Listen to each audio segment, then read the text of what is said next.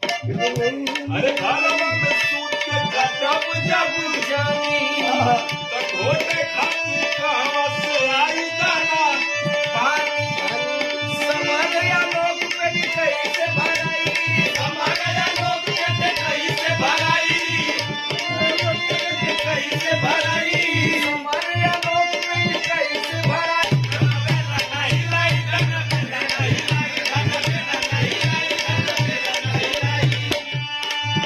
ये हुक्म तब का करो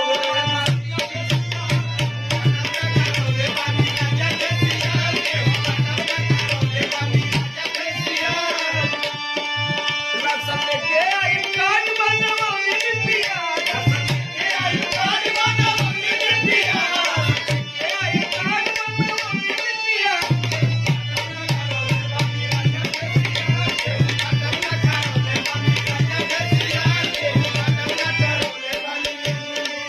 रात गोरे छछुनार तक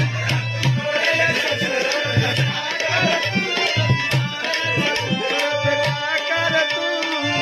पोती पाउडा जखा खरा हजार कर तू पोती पाउडा जखा खरा हजार कर तू गोरे छछुनार तक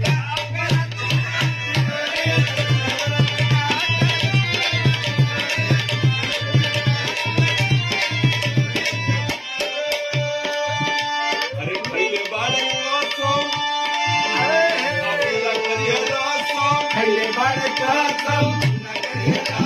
पहले बालक सो भैया बाबा खैले बाड़े कसम भैया बाबा पूरा करिए कसम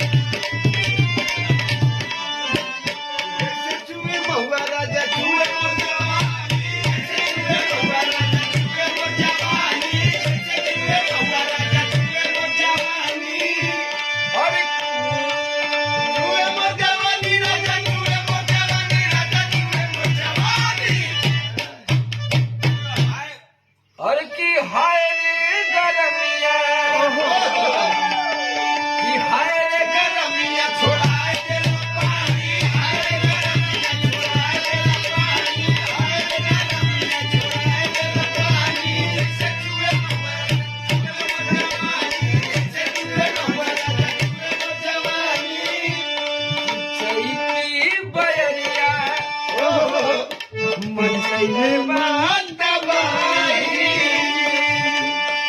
लस लस देह काले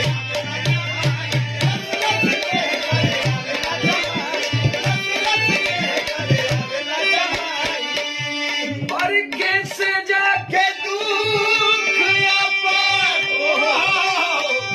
हे राजा हम बखानी कैसे जाके दुख अपन हे राजा हम बखानी वो जैसे चूहे खौगा राजा